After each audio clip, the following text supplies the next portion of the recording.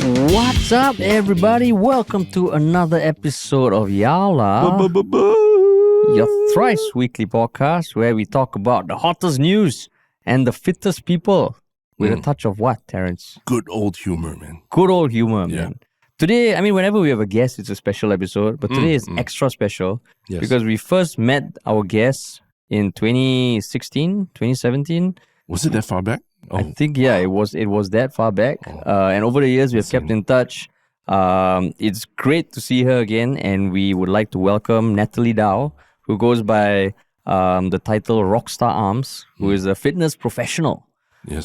So welcome, Nat. Thanks, guys, and really good to see you again. Yeah. But for real, we did meet in about 2016, I think. Yeah, it was I believe so. 2016. But there's been so many things that have happened for you since then, right? And I mean, maybe like jumping right into it, most recently becoming a best-selling author of your own book as well, which was I guess it was a very exciting moment for you, like in your whole career of creating content as well. Yeah, it's amazing. It adds credibility to you straight away. So everyone write a book. But it adds credibility how? Like in like... I think people always want to write a book, but then realize that it's really hard to write a book. So when someone they know who does it, then it's like, wow, you actually went and did it. Whether it sells or not, I think, people admire that you took the chance and did it. So have you added best-selling author to your Instagram bio yet? No, not yet. Not but yet. maybe I need to get rid of fitness influencer. LinkedIn, you got to go on LinkedIn. Yeah, LinkedIn as well. LinkedIn as I well. never imagined I'd be able to write a book, but here I am. Yeah. And the title of the book? It's called Run Like a Woman. Run Like a Woman. And like what led you to want to write a book? Because you have a long history in the space of fitness. But what led you, what culminated in you wanting to write a book? Yeah, so I do have a co-author, to be fair, who's a doctor in the US, and I've known him for many years, and he approached me to co-author one with him because it's for women, so he needed a woman really to help. Makes sense. And it was my passion, so, it wasn't a hard ask. I jumped straight in, and 6 months later, we had a book. So what is the log line of the book? Like? Yeah, so it's just for any teen or woman around exercising around your menstrual cycle, which is like a taboo subject everywhere, which obviously shouldn't be. So opening up conversations around that and understanding how to perform better around that. Oh, So as two guys asking questions, they're going to be a little on the noob side of things. But what are the challenges that women have when trying to train around your menstrual cycle? Yeah, it's energy levels. When should you train hard? When should you back off? Should you train at all? Racing around them, which is a whole nother thing. Yeah. And then what to eat. Yeah. The science behind it also. Women for a long time have just been called little men, right?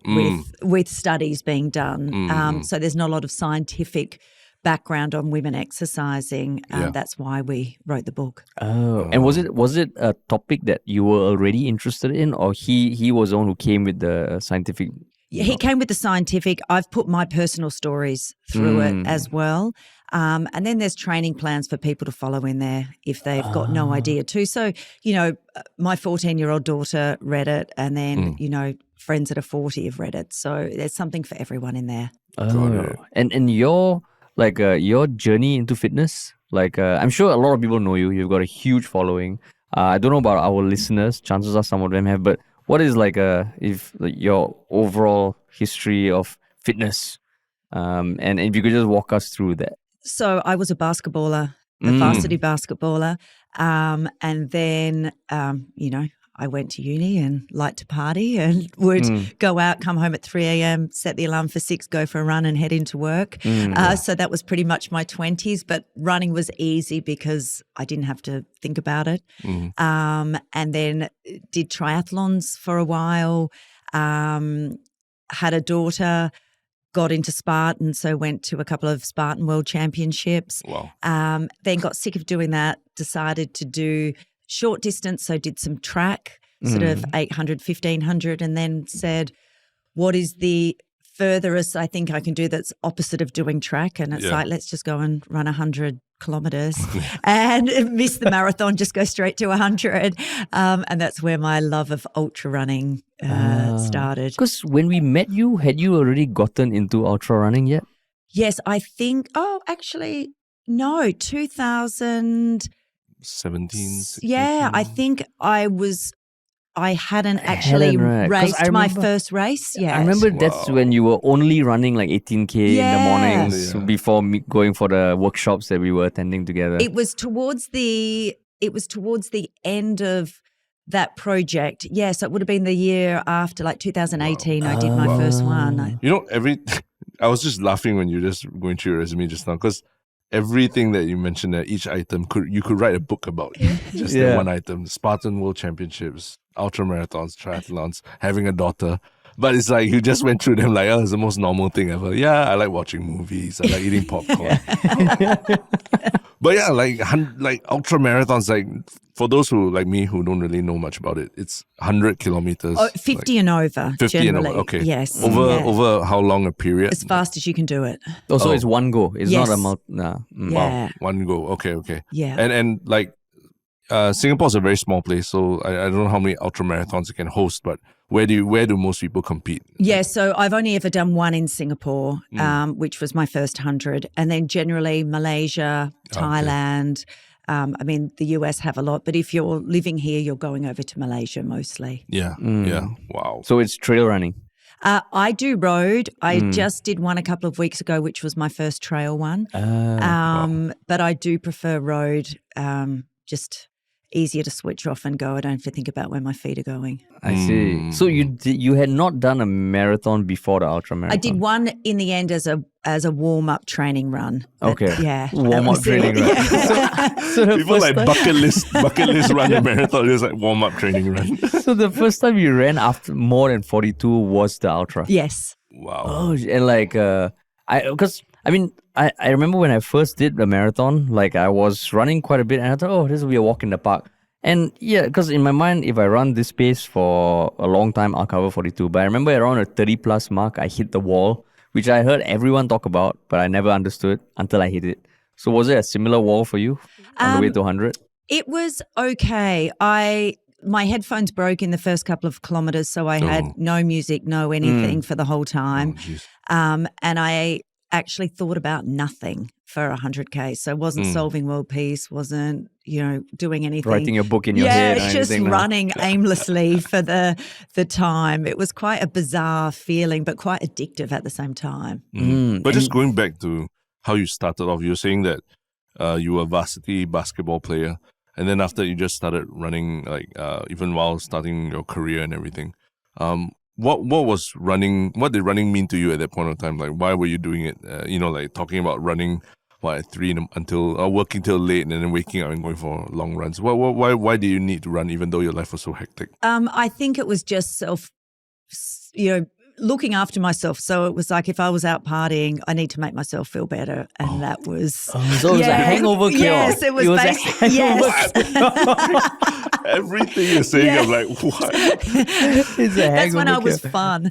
Oh, okay. So it started, did it grow in distance? Yes, it did. How? Wow. Yeah, just You just slowly. drank more, you're like, I need to run more. further. Yeah, just slowly I got fitter and fitter, and so I could go further, and then did a couple of 10K races and went, oh, okay, I'm okay. And now I'm older. That's why I go further, because I did a marathon recently, and that was like 3 hours 29. But 3:29. Yeah. Well, holy shit! but I'm not ever going to run a 3-hour marathon now. So I just go further.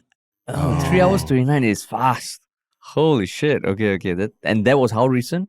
Gold Coast, so July. Oh, okay. July. Yeah. Okay. But I don't suppose now you run because of hangovers, right? No. You run. There's what's philosophically driving you to run these distances?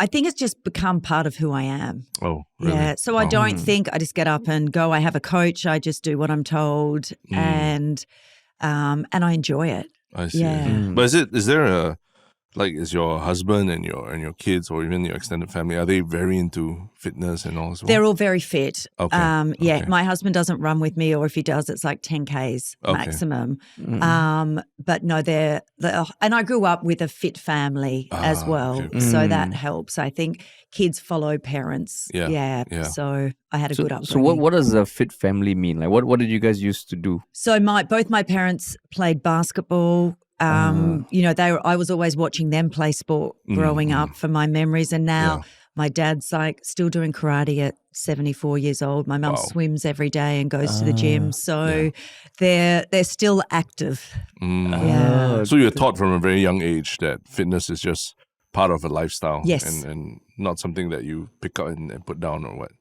Wow. So, I mean, over the years, especially for a sport like running, injuries are the first thing that came to my mind with your knees and all. Especially if you don't like doing trail, you do road running. Is it an issue, or like how do you balance that?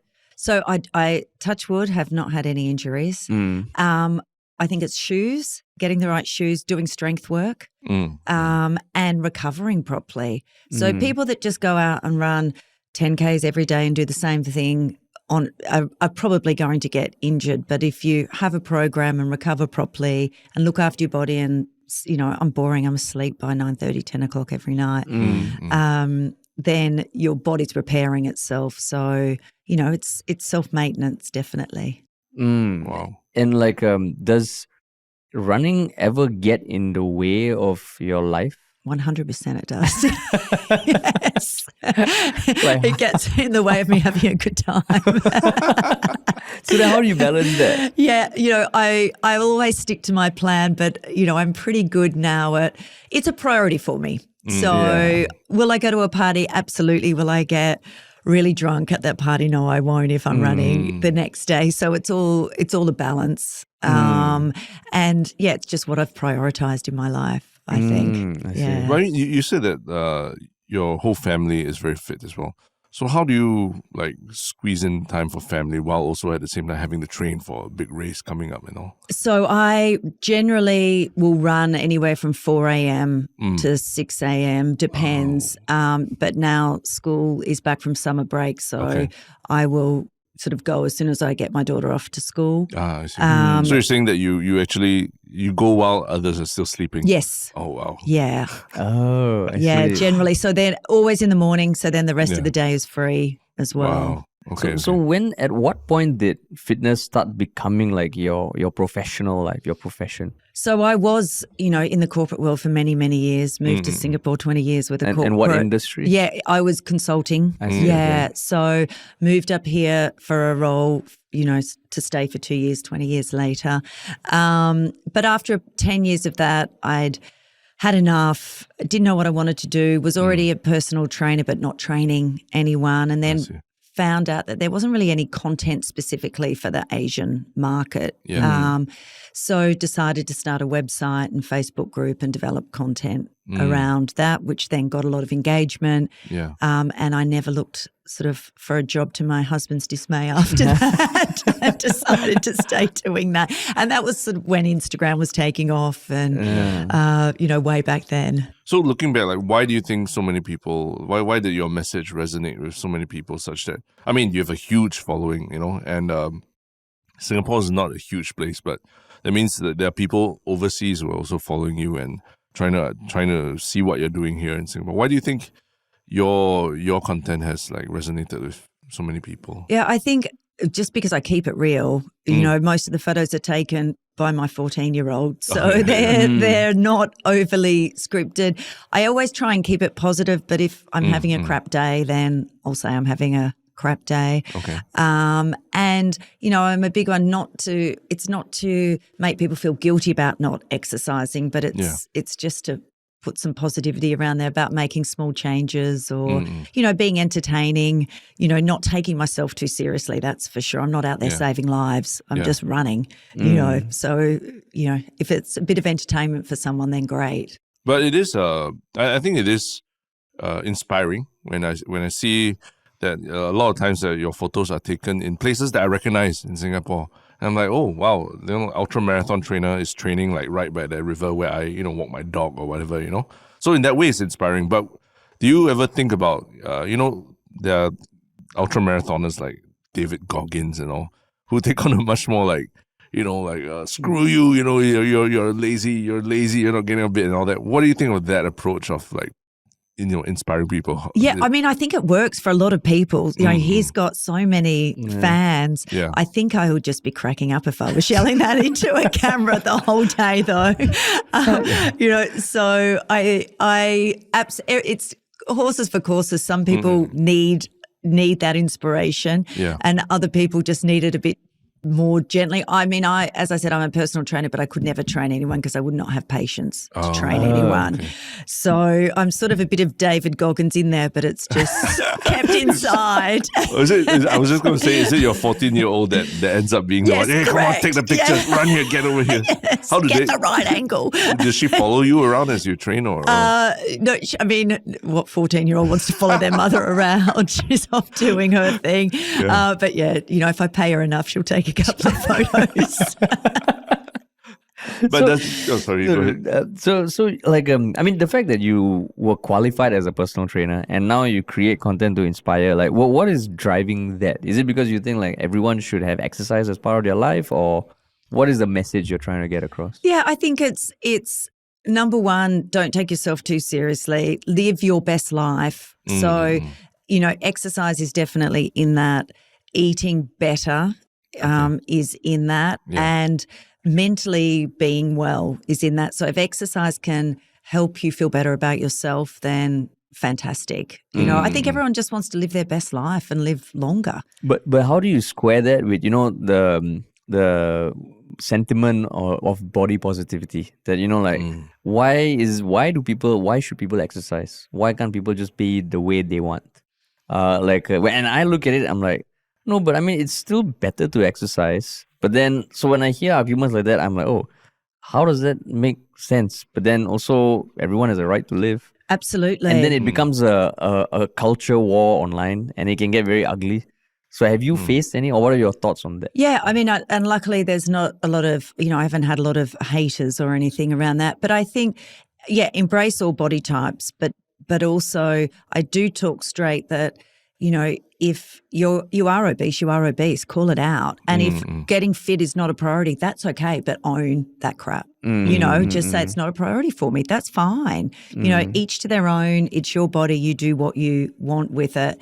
But then don't complain about it. Yeah, I see. That's true. So then what about, I know certain times when everyone has their personal choices, but when there are like plus size models on the cover of magazines and all, is there anything that like because when I think about it, I'm like, oh wait, I don't know what to think about that. Like I get confused because I'm on one hand you want people to find beauty in everything, but it's a sports magazine, so like how does that square off? Yeah, and I think it's plus size models can be put in different categories. So is it someone who's healthy and, you know, carrying more muscle but still active, or is it someone who's really overweight? I think there's a difference between that. And I advocate put whoever you want on the cover of whatever, but do I want my daughter to have someone who's obese as aspirational? Of course I don't. I want her to live a healthy life and be strong. That's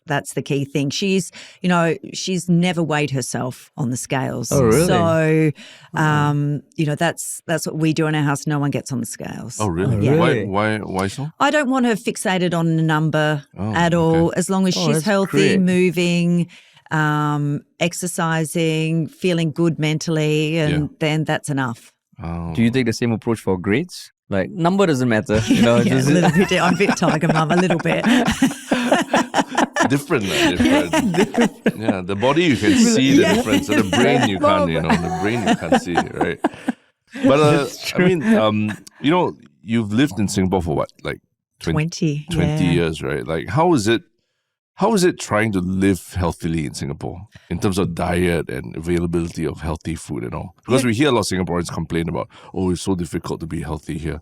Well, what is your experience as a athlete? It's not. It's just making healthy choices. So, I remember when I first moved here and it's like, go and have thunder tea rice. That was always a healthy choice, tea right? rice, yeah. Go and have rice. You don't have to have it for every single meal though. Okay. Get more veggies on the plate. The wet markets are great. It's not expensive. You don't have to go and buy organic everything. Yeah. So it's just the choices that we make. But in general, do you think like society here, how do people, is fitness important to people here, you think? I think I've seen a massive change over 20 years. So, you think about the number of races that are held. 20 years ago, there'd be a couple of people running around Marina Bay didn't even exist then. So there'd be, 100 people doing a race and now there's one on every weekend. So I think people are more active, they're more aware. You see the seniors groups out there. So I think it's definitely getting better and people are in communities that are doing that together. So it's groups that are out there. Is there a very big ultra marathon community here in Singapore? There is. That most of them are trail runners. Okay. But no, there absolutely is. And you guys always meet up to train together or go for competitions Some together? do. Or? I'm a bit of a solo trainer. Okay. And I train with people in my neighbourhood, and some of them are Singapore marathoners and things. So that keeps me on my toes. Wow. Okay. Can I just say that I've never heard Terence be more interested in ultramarathons than now? Yeah. I have done an ultramarathon. I know you have. But he's never asked me anything about it. No, I've asked you about it, and then I always the only thing I remember is the story of you spraining both your ankles. That is true. Like halfway through, but then your eyes are rolling. Okay, shut up. I don't care. I mean, there's a difference between people who do it just for the bragging rights and people who do it on a monthly basis, right? It's different. See, correct. that's why I don't open up to him. No, but I guess it's interesting because people imagine training for ultra marathons like a once in a lifetime thing, but you're constantly doing it, right? How do you what actually goes into the training? Let's say you have a race coming up in 2 months or something. I'm not sure what the time frame is. Like what goes into the preparation for that? And this year's been full on. So I've done 3 in the first 6 months. 3 ultra marathons. Yeah, and 2 marathons. So it's a lot. It was a lot of racing. Ooh, wow.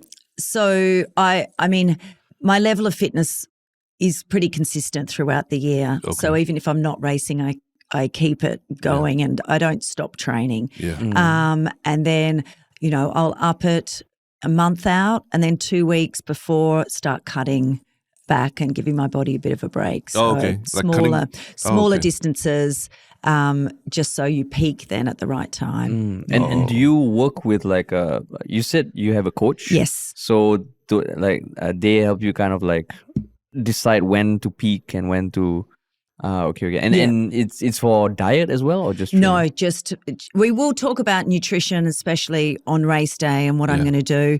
But generally, it's just I just look at my calendar and this is what I'm doing today, and off I go and do it. So I'm very good at following instructions. But do you ever feel like, I have to run 25K today? Or you're like, okay, 25, bring it on. No, I do.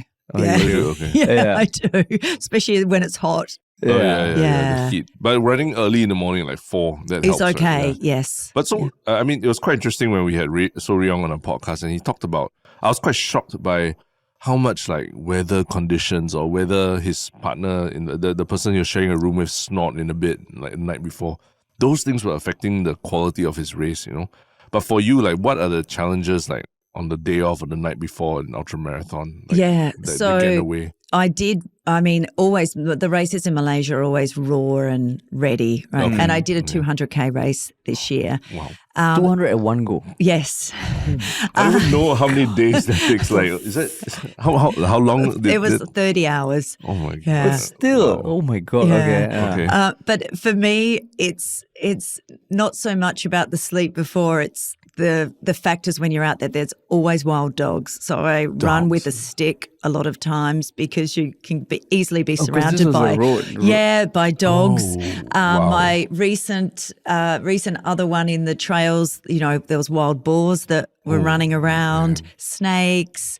It's the elements that are interesting. But the weather is a big one too. So, you're running in Malaysia, it's hot. It's like 36 degrees a lot of the time and you're getting scorched. But Wow. do you have like a standard emotional arc? Because Terrence, if I could share some of my experience, Yeah, please. I remember last time when running, start I'll always like, oh fuck this. Then you go to like this horrible depth, but then after that, the last quarter is like, oh yeah, I can do this, and after that, you just feel great lah.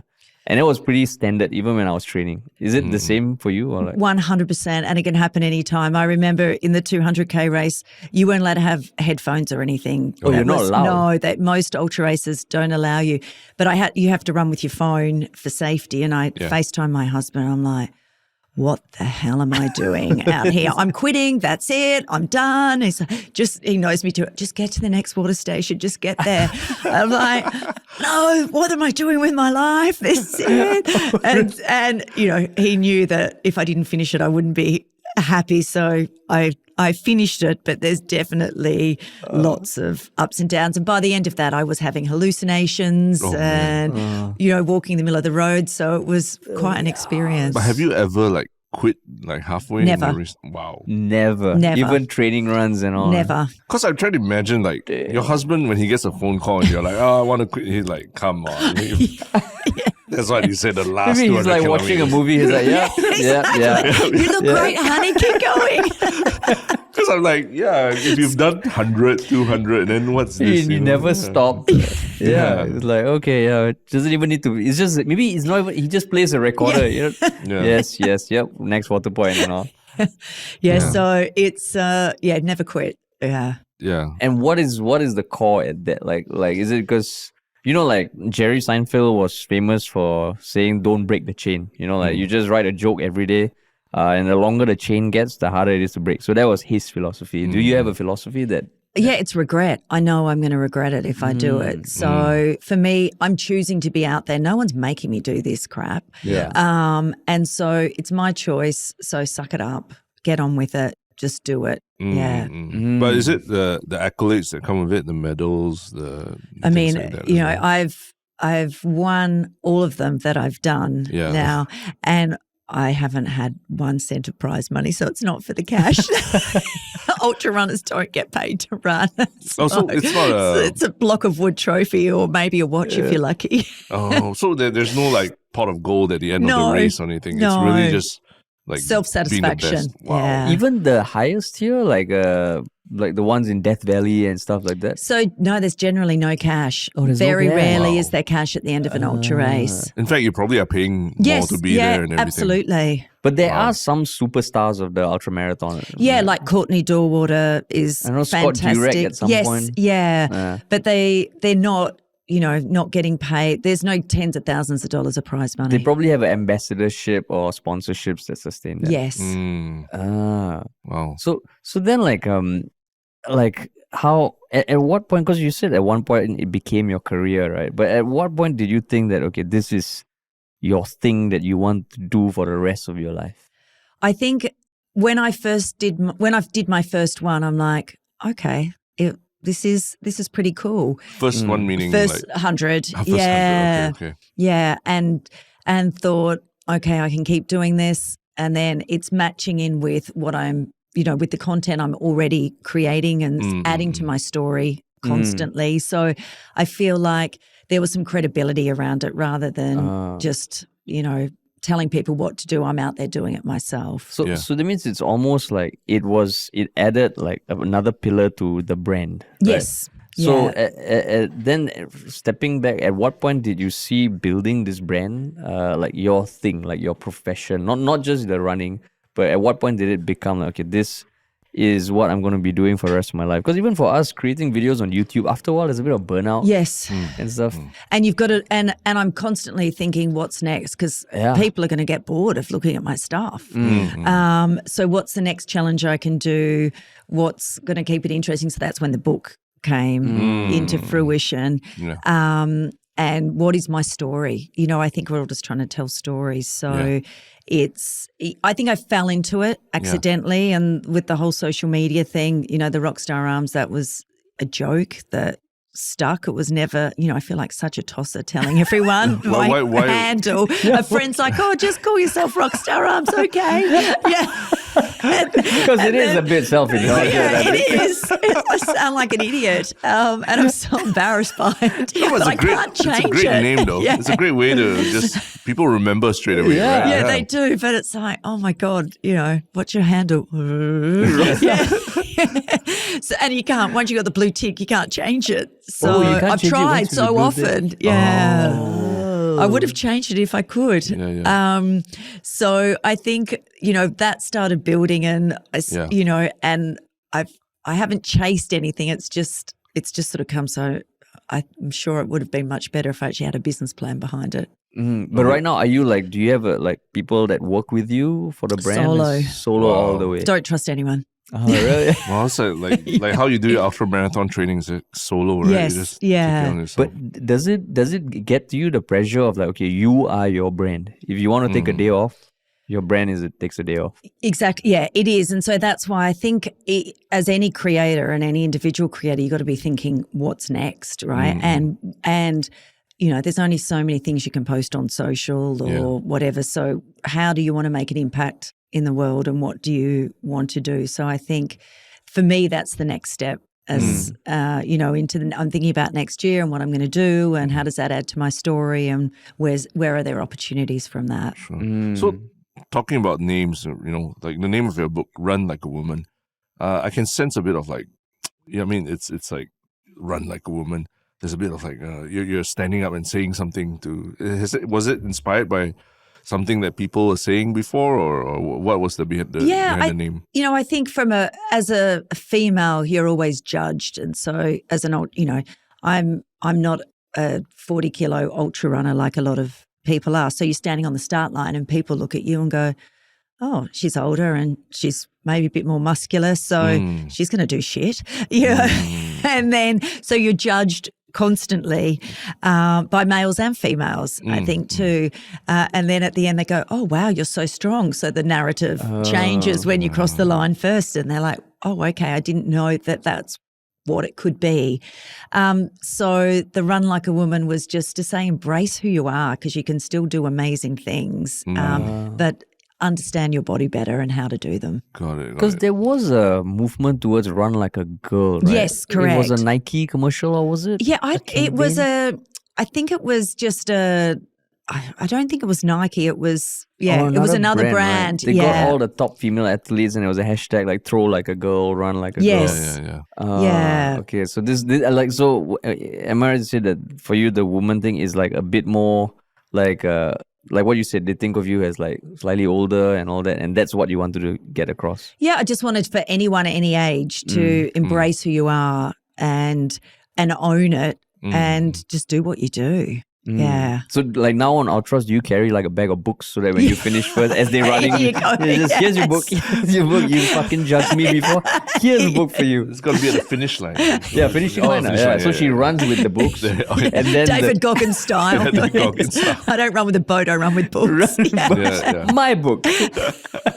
But what has because you mentioned that you've been doing content creation, but doing a book is an entirely different animal. So what about doing a book has been the most surprising for you?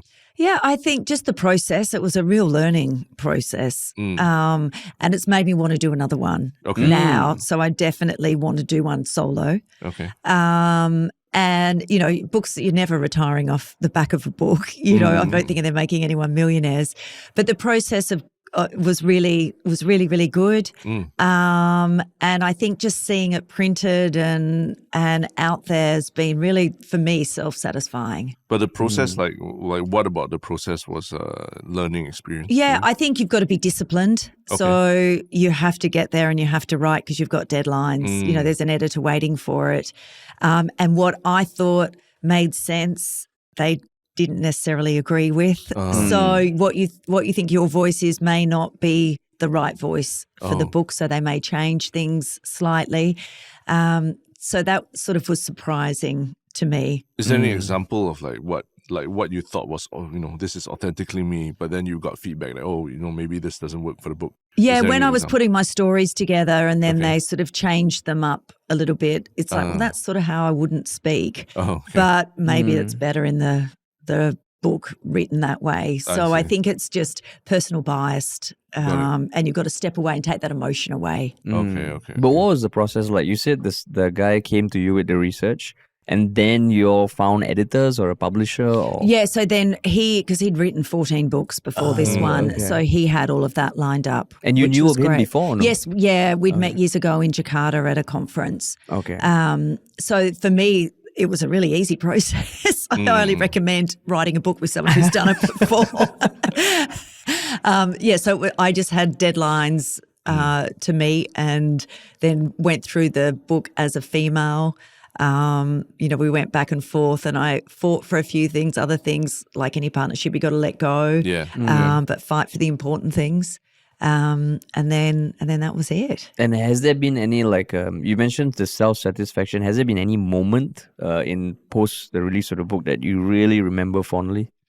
Yeah, I think it's been people coming up to me saying, I've read it, it's great, I'm learning things, having high schools reach out saying, can you come and talk to the girls? We feel like they need to know about this. Yeah.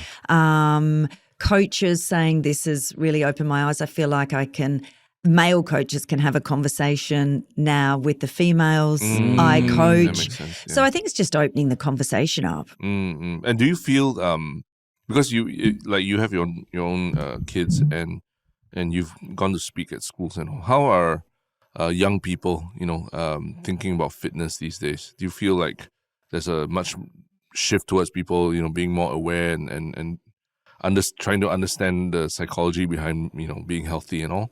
Or is it still an uphill battle like it's always been? I think it's an uphill battle, especially for females. There's a massive gender gap in how active females are versus males. Okay. Males globally are still much more active. I think we're lucky in Singapore because it's safe, but if you're living somewhere else, I'm not going for a run at 4 a.m. by myself down the street. And you forget about that as a male, you forget that that's a problem for a female. No, as Singaporeans, we forget Yes, that. We take our safety for granted. So would I run at 4 a.m. in Malaysia? No, I wouldn't. Even in America, I wouldn't run No, at 4. definitely not. Even in Australia, in Sydney, I wouldn't. So, so I think there's some gender gap issues around sport still. And I think even, we talked about body image and things. I think that still weighs on some of the girls. And I think a big thing is if your parents are playing sport or they're seeing their mum play sport as a girl, then they're more likely to play sport. So lead by example rather than just tell your kids to go and play sport. You go and be active, and it will help them. Yeah. But that is true. No, it's so true. And I think it would be your training would be totally different if you were in, say, in Australia or right? Like waking up at 4, running to 6 would be difficult to plan for. Yeah, because my question was going to be, why do you think there is a gap in gender? But then the moment you said at 4 a.m., I think both of us were like, That's the blind spot that you have. That's the blind spot. Yeah, as a man. Yeah, that As we a man, have. as a Singaporean. Yeah, Singaporean man. Singaporean man. Yeah. So many blind spots. So many blind spots. That is so true. Yeah. Yeah. Wow, didn't even think of that.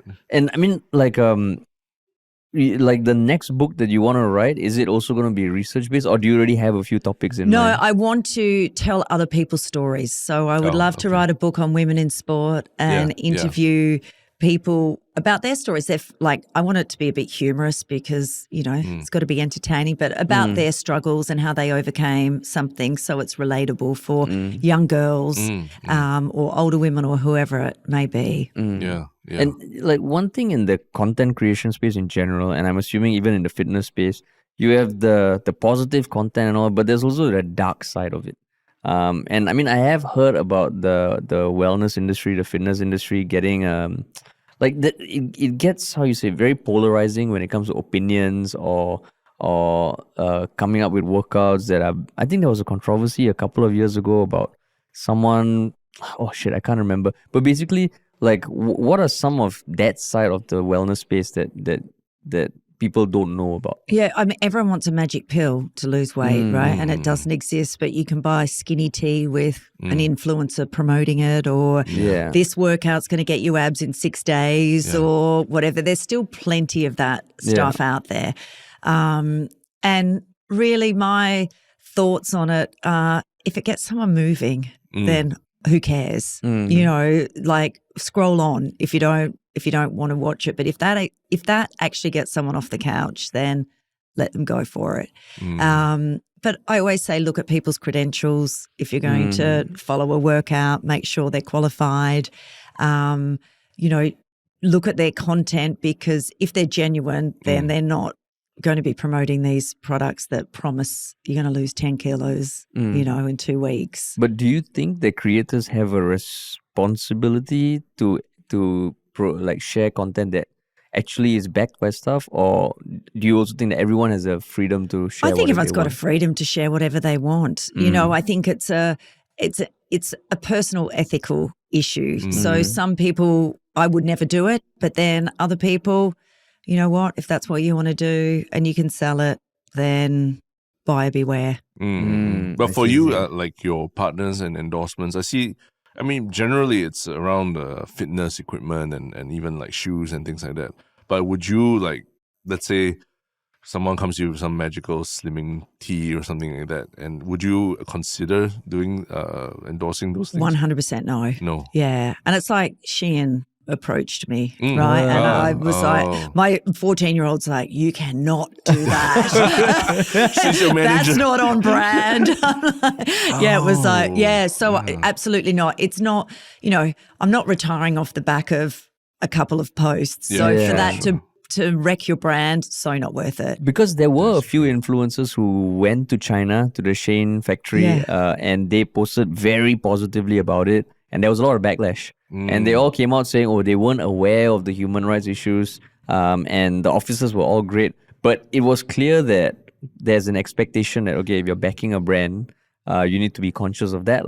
Yes. And you has it always been the case that you're very conscious of these sort of things? I would say no to 95% of things. Yeah, for me. And I'm in a nice position where I can say no. Whereas some people, I understand, maybe they don't want to, or they're in for a quick buck. But for me, it's a long-term game. So I'd rather not be associated with a brand and just post what I want to post. So, before we started, I was asking how should we introduce you, and when I said fitness influencer, the look on your face was just of like horror. Why that horror, and why that distaste? Yeah, I think, influencer feels so 1980s too. And what are you influencing? I think it's just got a bad name, and I think for me, it's more about life than just fitness. It's quite one-dimensional to say a fitness influencer. Yeah. But and just like also before we were talking about the gender gap, right? Like between men and women. And right now there's a lot of interesting discussions going on. Like, for example, after the Women's World Cup, a bunch of things happened. But the idea of like, hey, the women's sports teams can be as entertaining as the men's teams and all. Like, what do you feel when you see when you see something like the Women's World Cup? Like, I think this is the most probably the most exposure or coverage that the Women's World Cup has ever received. And Australia also did. And it was your home country, Australia. What's your general mood and feel about how people are feeling about this? Yeah, I think women's sport is in a really good position at the moment. So, and the World Cup was fantastic. Yeah. And it's different to watch. I don't think people should compare the Men's World Cup to the female World Cup because they're just different and they're played differently, and you've got different, superstars playing in them. So where women's sports maybe lacked before is entertainment value. You watch the men's NBA and they're superstars and icons of, culture really now. So I think women need to get better at self-promoting, which I think they don't. And, the teams and whoever are responsible need to find those gems and try and lift the sport through individuals a bit more as well. It's great to see. It's so exciting. The amount of little girls and boys that watched that and were inspired to watch the World Cup was fantastic. And then you've got an idiot like the guy in Spain who slaps a big passion kiss on, at the end. And then it's like, that would not happen in the Men's World Cup. I'm sure the male might be happier for that to happen, but it was not going to happen in the Men's World Cup. So it's like, you can't get away from it. So for context, that was the president of the Spanish Football Association, right? And when Spain won, It was a prize giving. They hugged first, but then after that, he grabbed her face and he just kissed her. Straight on the lips. Yeah, straight. And he said it was just out of passion, right? Yeah. And she, after that, she did say that she did not enjoy that. But I think I don't know how polarizing it was, but I can imagine some people defending the guy. But when you saw that immediately, was it just like? Oh, it was just like, oh, here we go. That's Yeah. and he's made it about himself now, not about the team that have just won. It's like you've got all the attention, good or Yeah. bad. It's about you, and it was just disappointing that that took over from the celebrations of the team winning the World Cup. Because that's the main thing that came out from the celebration, like, or at least in recent times, which is sad lah. And I mean the thing about like so going back to what you said earlier is that you feel that women's sports and men's sports shouldn't be kind of seen or evaluated the same, which is an interesting thought, because one argument that often people say is that there's a gender pay gap because women's sports are not as entertaining. Yeah. So you bring in less crowd, so of course you should be expected to pay less. But your approach is different. Yeah, and I get that. That argument, it's a business, right? So if you're filling stadiums with men's teams and you're getting 1,000 people to a women's game, then I understand that they get paid more. I think the US women's football team fought hard to change the pay gap because they were getting watched way more than the men, and they were getting paid way less than them. Yeah. So I think they were great at bringing that to the forefront, but I think it's up to the associations to elevate women's sport as well. So there's a lot of bureaucracy, probably a lot of people getting paid a lot of money who aren't doing their job to try and elevate it. And you've seen it in things like tennis. Yeah. When we had Serena Williams playing, that was fantastic. So you've got to find those individuals and you've got to find the associations, and they have to work better together to elevate everything. Yeah, and I think the marketing really matters as well. Like tennis, as a tennis fan, after a while, I mean, when I first started, men's tennis was all about men's tennis. But after a while, you realize the women's game is different and they play differently. The games generally go at a different pace, but you appreciate each different, the men's game and the women's game, like, differently as well. Which is actually quite interesting because, like, this World Cup, this is the first time that I was watching like Women's World Cup, to be honest. And I was trying to get like, female friends excited to also watch together. But some of them were like, I don't even watch the men's one. Why do I want to watch the women's one? Do you think there's do you think that women in general don't support like women's sports enough, and that's why there's some of these issues? 100%. Yeah, I do. I think women have to take responsibility too, because if you're asking a male to watch women's sport and women aren't even watching it, then that's an issue. And I think women don't see it as entertainment, whereas I think guys are more open to watching it as entertainment. So I think the World Cup did a great job of entertaining. You didn't have to know about football to watch the World Cup. You could watch it and be entertained. Yeah. And it's a long game, it is, So, I think it's fine for women to throw stones, but, we also have to take responsibility around it too. Yeah, because this was the first Women's World Cup I watched also, and I really did enjoy it. And once you if you don't think like, oh, that pass would have been better if it was a guy, once you stop thinking about that and you appreciate it, in the end I was with my wife's family and we all were watching the game, the semis, and it was so enjoyable, the one that went to penalties. Yeah. And I was like, oh shit. And plus with Australia, the timing is pretty good as well. And I think that French ad, did you see that? Yeah, that was so well done. Yeah. You're going, why is there guys on it? Actually, it's not the guys, these are the women that made all those shots. So I think being creative, like you said, with the marketing and getting people to talk about it more is key. So on the topic of sports, you brought up the US women's team. They over the years have gotten more and more flack for politicizing sport. Where do you think there should be a line drawn between sometimes people just want sport, or you think as long as you have a platform, as long as you have the country, the world watching you, you should use that platform? It's such a fine line because if you're playing a team sport and you're an individual and you're passionate about something, but maybe the rest of the team aren't, then maybe that's not the right platform because it impacts everyone else in your team. If you're playing an individual sport and there's no one else that it impacts, I say go for it if that's what you want to do. But there's a big gap between team and individual. So, you know, and I think the US is even more polarizing with everything and so extreme, left and right, and you can't say you're left, you can't say you're right, and you can't say you're in the middle. So you can't win. But yeah, I think it impacts because it's not one voice for all, but it gets seen as one voice for all. So now everyone is, you know, dishing on the American team, but actually maybe not everyone in the American team, you know, feels like that, but they're pushed into it all. That is true. And I guess like that's why like I mean like ultra marathoning, that solo side of things, is that something that you naturally align more, like this is your thing? Or that compared to, because you used to play basketball as well, right? How do those two things compare? Yeah, I think, you know, we have a rule in our house for our daughters just to do an individual sport and a team sport, because I think growing up playing a team sport is key. You need to learn how to deal with other people and it's good. You're part of something bigger than yourself. Now it's just I'm just selfish and I can go and do my thing by myself and I don't have to talk to anyone or see anyone. So for me, it's my mental health time. But whereas I think if you're growing up, I think that team sport is key. So is she kind of like experimenting with different sports? She's basketball. Yeah, she's volleyball, basketball, jiu-jitsu. But tall. So, yeah. So, I mean, there's that aspect of inspiring, you know, other young girls and women to exercise.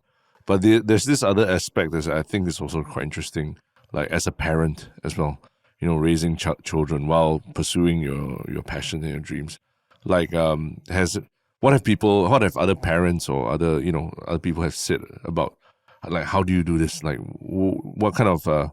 what have they taken away from your experience? Yeah, I think that it's okay to be a bit selfish. You know, I think our kids will be fine. You know, so if they see you taking time to go for a run for an hour or go to the gym or whatever it is that you do, then that's actually healthy for your child to see that you prioritize your health and fitness. And it's not like you're gone all day. You know, so I think that's when parents are going, oh, actually, that makes sense. I don't have to be sitting there while they're doing their homework or whatever it may be. And I'm all about quality, not quantity time as well. So, but will you be getting your kids to also follow you on the ultramarathon journey? No, I've got no interest. No, it's not like we're going for a family holiday. 100 kilometers. Off to Malaysia we go. We're going to Malaysia. Bring your sticks. Everyone bring your stick. Stick with your name on it. We'll drive there, we'll run back. It's going to drop us in a random place. Get yourself back, everyone. I mean, we laugh about it, but has it been suggested as a holiday? Has it occurred to you? I go solo because it's just too boring for them. I'm nice like that. I won't drag them through it. And even your husband, like, you said he's done marathons but nothing more. Yeah, like, and he's no interest. You know, I'm like, stay home on the couch, watch sport. It's fine. Stay in the aircon. But generally, do you run with music? I listen to podcasts. Oh, podcasts. Yes. I see. What kind? Like David Goggins or? A variety. I'll listen, obviously, to this one. Oh, okay. That was all I needed to hear. Yeah, this one. I'll listen to running ones. I'll listen to something like a Smartless. Smartless. You know, Dax Shepard. Something depends on the mood. But if I'm going for a long one, I want to come back a bit smarter. So I want to learn something about a topic or about someone or something.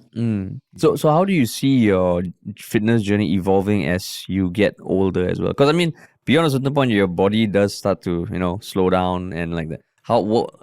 Does that worry you? Yes, I'm scared shitless. Yeah, I'm in denial massively. So my whole outlook is do it now while I can, because maybe I can't do it tomorrow.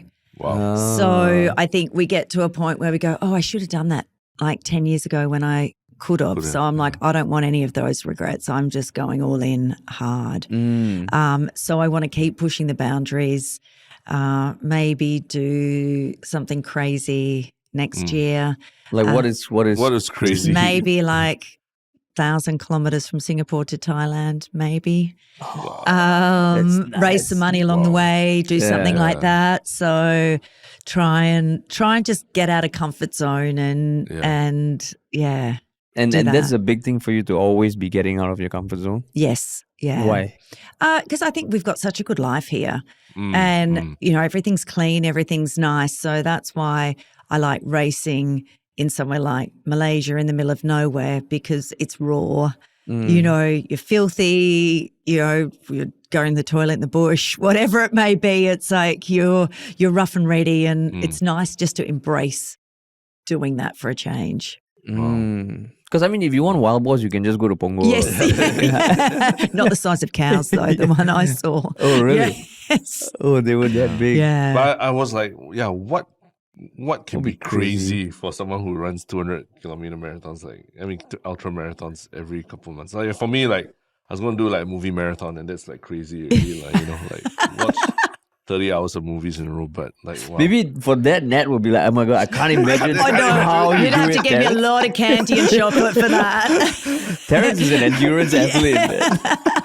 No, but yeah, I think one of the reasons why we wanted to talk to you was like, because I think, you know, like in Singapore, even the Shanti Pereira, you know, the athletes, female athletes who are making waves in the international scene. And it's cool that now that you know, the young girls and Singaporean young girls have someone to look up to as well. And we always thought, okay, I mean, if there's someone who's living amongst us, our community, like running these ultra marathons and just like doing this thing on her own without like no big prize money or publicity and all that, if it can inspire some people in some way, I think that's really awesome, right? But like when you run in Singapore, or like, do you feel the pressure of a fitness professional? Yeah. Yes. You know, like how? Sorry. No problem. Sure. Yeah, I mean, she just ran like only like 40 kilometers this Yeah. morning. It's normal to catch your breath. No, I think people see you out there and wave and whatever, and it's like, oh, I can't run too slow because someone's watching. There's good pressure. Good pressure. it's Like pressure. you can't stop and It's walk. like, or yeah, anything. it's like, oh, I know. You sort of, and it's self-pressure because they really don't care. And I always Yeah. say to people, no one's looking at you. They're all just looking at themselves anyway. They're all worried about themselves. So, but yeah, you sort of go, oh, yeah, I have to put in a decent effort. Or like if you want to buy a candy bar from 7-Eleven or something, you just eat it in secret. Put in a brown paper bag out the back. But do you have any guilty pleasures like food-wise? Yeah, so I'm pretty clean during the week. And Yeah. then weekends, you know, I'll let loose a little bit. We'll do movie afternoons on a Sunday and sit on the couch and have pizza or whatever. So I think it's about balance. You know, if you cut everything out, it's just too boring. Yeah, it gets miserable. Yeah. Just going back to the age thing, I think there's some multi-millionaire in the US who's doing all he can to reverse the process Yes, of aging. $2 million a year or something Yeah. is spending. And I think his biological age 18 or something. I think that's only his something to do with his heart, but overall he's decreased it by about 10 years. 10 So years. Wow. yeah. And And you can subscribe for like $2,000 US a month and he'll tell you his secrets. Yeah, and he aims to live till 200. And I think he's doing all he can. So when you see something like that, is it something like you think, oh, because you did say you're scared shitless about growing old, is that something that interests you, or you're like, we need to go down the natural path? No, I'd take it if you take it? I'd happily live a bit longer. Yeah. Okay. But 200 years? No, maybe not. Yeah. But I think most of us are, you know, if you're born now, you're going to live till you're 100. Yeah. So with our life is getting longer, definitely. And if you exercise more, eat well, then it's just longer by about 20 years as well. So, but if there's a pill and it's going to help, I'll take it. But it's not so much about living till you're old, but It's you're talking quality about of life. quality and being able to, you know, continue moving and running for a longer period. That's what you want, Yes, right? yeah, because I don't think I'll be a very nice person when the day comes that I can't run. Yeah. Wow. My husband's dreading it. But what was the most recent time that you couldn't run because of weather, or you were caught in a I go blizzard? out in storms. In Oh. storms? Yeah, doesn't matter. Like I if you're go. on a cruise, you just, or do you do cruises? Or I you're did like, one no, when it was locked down. I did those awful ones. The cruise to nowhere. I ran around the thing at the top. Oh, my goodness. So It's when like being trapped. during lockdown, then what happened? I was running to Changi Airport twice a week. So I was doing, which is to Changi Airport and back is about 55 Ks from my house. So I was doing that twice a week plus other runs. Oh, so you were Yeah. just always running? Like, do you have a treadmill? I No, I was out running. Yeah. Oh. So you're like 100% outdoor running. Yes, I hate treadmills. Oh, Yeah. wow. Yeah. So if you're attacked by aliens or zombies, you'd still see you just- somewhere, out with like somehow. knives and stuff. I know, and it's like the 19-year-old will take off fast. It's like, I'll see you in 50 Ks, buddy. It's crazy. So then, you mentioned that you've seen a lot of changes in Singapore society or like in general. But what is the biggest challenge that you see going forward for people who want to stay healthy or just younger children who want to get in the mode of health? Yeah, I think devices, sadly, are a big one, and you can't say back in my day because things are different, and you've got devices and deal with it. And what does that look like? Yeah. But I think it's helping the younger people find their passion in something healthy. So not helicopter parenting as well for parents who are too scared if their kids don't like something. It's like, I think we need to David Goggins a bit with our kids and, you pick that, stick to it, suck it up, you're going to do it, and whether you like it or not. So I think parents are trying to be best friends with their kids a lot of times instead of just, making them learn the hard way sometimes. What was the last occasion you had to David Goggins, one of your kids or something? She's pretty good, to be fair. But sometimes on a run, I'll David Goggins your kid? Oh no, I'll take her out. 5K is her limit for running, and I'll take her out, and she'll start breathing heavily, and I can see it on her face, and I'll just tell her to suck it up. Yeah. So, I can say it's like, don't you cry, just suck it up, keep going. That's less than 10% of what I run for fun. Like you run here to Changi Airport. So 55K. So I mean, for those listening who's wondering who is this David Goggins guy, he's basically like I think at one point he held the record for most chin-ups done in 10 hours. Yeah. His story itself, he used to be overweight and he's just a nut, and he says like, pain is like, your best friend or something. Yeah. And he'll record the videos about it. I love him. I love his stories. But yeah, he's not for everyone. And I don't think he can walk at the moment. I think his knees are shot. And really? Yeah, I think he's got a few health problems, but he's awesome. So then even on that note, where do you draw the line? Because like the good thing is there is more attention to mental health and, like knowing your limit and like just being okay with not pushing, because there's a lot of that you see online. But to do athletics or sports, to a certain extent, you do need to push. Yeah, we don't push hard enough. Most people, I think people are too kind to themselves sometimes, and it's like, that's the David Goggins. Yeah, I can't go further or whatever. It's like, yeah, you can. And I think people just need to suck it up sometimes. It's the same as eating. Oh, well, I'll just have that and, it'll be nice. No, just, take it now. Suck it up, don't do it. You're not going to feel good after. So I think we give ourselves too many breaks sometimes. And also, when you don't think you can push harder, you generally can. So I'm not saying go and do extreme stuff, but just push that little bit harder and see where it takes you. It's okay to feel a little bit uncomfortable. That's what you want, because if you're feeling comfortable, you're not pushing hard. And has it been your attitude mantra since young? I think as I've got older, I've discovered that more. I think it's pretty hard as a young kid or even a teen or someone in their 20s to tap into that. Yeah. You got different priorities and I think as you get older, you think about what's important to you. And as much as we, train physically, we should train our mind as well. So running without music or whatever is going to train your mind a lot more than just putting on music and getting lost in that. So it's mixing it up a bit. So, thinking, all right, I'm going to go that extra K today. Mentally, I'm there. Let's do it. Yeah. Wow. So the, like you said, the next year, are there certain projects that you're working on already? Can you share anything with our audience? I think just the 1,000K thing, trying to get that as, trying to get it as a Guinness world record potentially. So it's not just a seed of an idea. You have been thinking this. And documented as well. So have it filmed. So that's the idea for that. Yeah. So the good, the bad, and the ugly of what that will look like. And it'll be like breaks in between. Yeah, hopefully 100Ks a day. So done over 10 days would be the goal. What? That's crazy. That's insane, man. Wow. That would be, ideally that would be the goal. I say that now, but And you have a route in mind. And all. Yes, yeah. So you've done your research and like it's well along the way. Like. Yeah. You got your weapons. Whoa. Yeah, I weapons that you know. need lined Yeah, up so ready. it will have to. Oh, definitely come be my support crew, guys. And Yeah, I mean, like that sounds so cool. And like, yeah, if you can document it, that would Yeah. be awesome. yeah. So Oh. no one's done anything like that in Asia for that I can find. Because I know in the US they've done It's all- East West. Yeah, all there's the lots while, of fastest known times and different things. So, and I think showing 3 different countries and giving people an insight to what it's like to run in Asia as well, Yeah. rather than, white America or Yeah. whatever. It's like, Mm. running through kampongs with the wild dogs and Being chased with yeah, balls. yeah, different things. I think different food you eat along the way, sleeping wherever. Yeah. I think that would be interesting. I think there's a travel log they'll be way healthier than any other travel log. That you see Yeah, out that's there. right.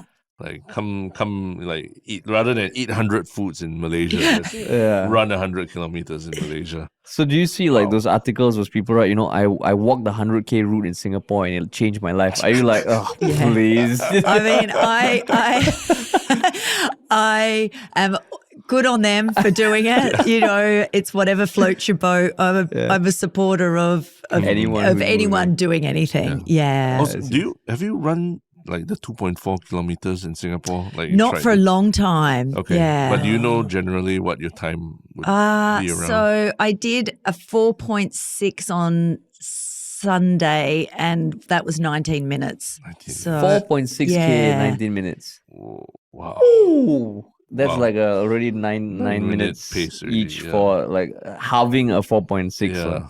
Wow. Man, you should. I mean, Soru Yong has the 2.4K challenge, right? yes, the Yeah. Picari sweat. So the my Picari good sweat. friend is the record holder. Oh, the Yes. the Gurkha. Yes. Oh, no. no, he's- Javan. Oh, yeah. Big J, as I call him. Yeah. So he is the record holder. He's won both of them. Oh shit! Are you planning to run that race? as well? No, but I'll Okay. come down and cheer. Ah, okay. Yeah. No, yeah. because I think for most It's fantastic. Yeah, it's Yeah. cool. for the average Singapore man, like 2.4 kilometers is how we think about like your timing and how fit you are and everything. Yeah, it's not the bench press. It's not- It is your 2.4 timing. 2.4 Yeah, they should have it timing. in the SingPass app also. And but they've now it's no pull-ups anymore in the Yeah. test No, either, is yeah, it? yeah. Yeah. Pull-ups too subjective anyway. Like what's Is it? What's a full Yeah, full yeah. extension Yeah. and but yeah. but running distance you can't fight with Yeah, like, you distance, can't right? fight it. So it's like every time people talk about he's so fit, the first thing people Yeah, think, what's 2.4. your 2.4 timing? You know? Did you get gold Yeah, on your gold. IPPT? Yeah, for my age range, I got gold. Like 40. You have to add that disclaimer for my age range. Yeah. Wow. So like, where would be the best place for people to find you? Like Instagram or where? I think where you- Instagram's the best. Instagram. Yeah. Your, Yes. your website or anything? I do have a website, nataliedao.com. And your But book not, is available. not Rockstar. Not RockStarArms, please. But your book is available on On Amazon. Amazon. Okay. On okay. Amazon. Yeah. Amazon. Yeah. Run like a woman. Yeah. Run like a woman. That's right. Awesome. So one thing that I didn't tell you before we started is that the final segment we have that one Shiok Thing, which is where we just talk about something we have come across in the past few days, which could be something we can share with our audience. It could be like an article, a video, or a movie or something. So we will ask you for that, but we'll give you a few minutes because Terrence and I will go first. Yeah. But that's the one Shiok Thing segment. Okay. Terrence, do you have a Actually, one yeah. Shiok Thing? Mine was just watching Lionel Messi, the football player at Inter Miami. They recently won the leagues. I think it was called the Leagues Cup Championship in the US, Major League Soccer. I think it's a summer league thing, but it's the first trophy they've ever won as a team. And just watching Messi play in America, where football and or soccer, wherever you come from, isn't the biggest thing in the world, but he's just going up there and just making everyone excited about the sport again. And I think that's what's awesome. Like it's not just for the people there, but even outside. Like suddenly I'm like, oh, okay, I can watch this football league, and going back to what you were talking about, inspiring people to want to get out there and move. I think it's awesome that football now, it's like, oh, we have more options to not only watch football but also just see a different style of play in a different country and everything. So yeah, I think that's my one Shiok thing, because it was just it's been such a long time since I watched a new league or a new, a player in a different league or something and got inspired to, I want to watch that league in particular. Did you watch the whole game or just the highlights? Just the highlights, And it was the first trophy they ever won, right? I believe so, yeah. Inter Miami, first trophy. Yeah, exciting. Crazy. And that's Beckham's team, isn't it? Yeah, Beckham Yeah. owns it, Beckham's team. He owns partially. It's Beckham's yeah. team. My one Shiok Thing is a trailer I saw for another Amazon show called Gen V. Have you all watched The Boys? No, I the haven't seen Amazon. it, but a superhero. Yeah, so it's a show that it's not available in Amazon Singapore, so I'm trying to find a way to watch it. It's basically superheroes, but a much darker version, and it's a TV series.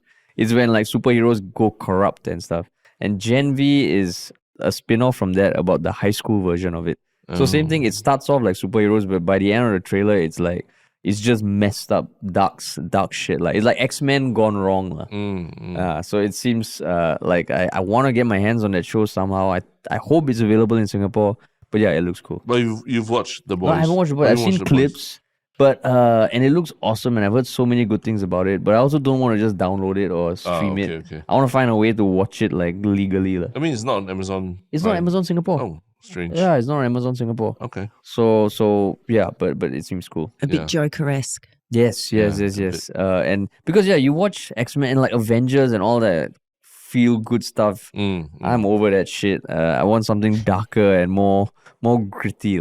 So that looks cool. Yeah. And what about you? Yeah, so last night, and I've got to remember the name of it. I don't know if you've watched the Untold series on Netflix. It's a sports one, right? Yeah, there's all different ones. And so they've just released a whole new series. And I watched the one on drugs in sport.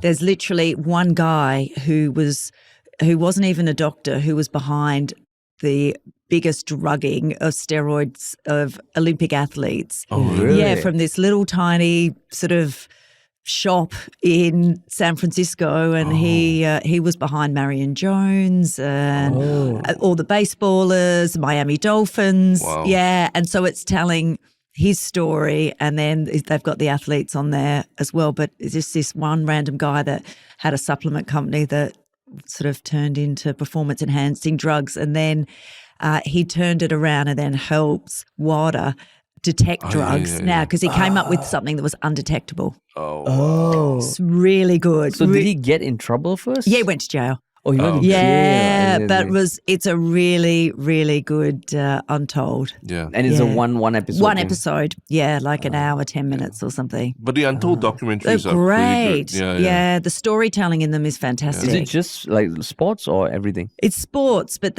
some of them are older. They're all different sports. Some of them are on when the referees were cheating, and I think the one that I really enjoyed was not even really about the sport. I think it was a football player who was catfished. Oh yes, He was catfished the by college his girlfriend. player. Yeah. And that ruined his entire playing career. Yeah, Really? he was a Heisman Trophy winner, I think, and then got catfished by this random person. That's a really good one. I was like, I don't even watch football, but I was like, wow, what crazy story, man. One sports documentary on Netflix I want to watch is the one about American gladiators. Remember I haven't watched that yet but either. That trailer looks crazy, man. Yeah, because I grew up, I loved watching Same. that. I love watching that.